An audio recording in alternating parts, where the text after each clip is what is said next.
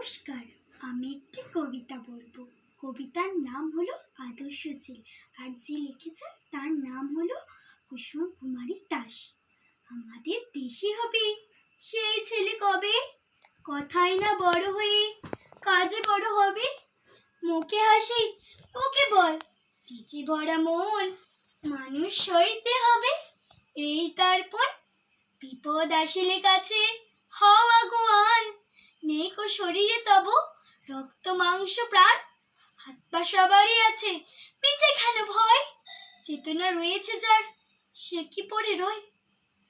সেই ছেলে কে চাই বলো, কথায় কথায় হাসি যার চোখে জল মাথা ঘুরে যায়। সাদা প্রাণী হাসি মুখে করো এই পণ, মানুষ হইতে হবে মানুষ যখন।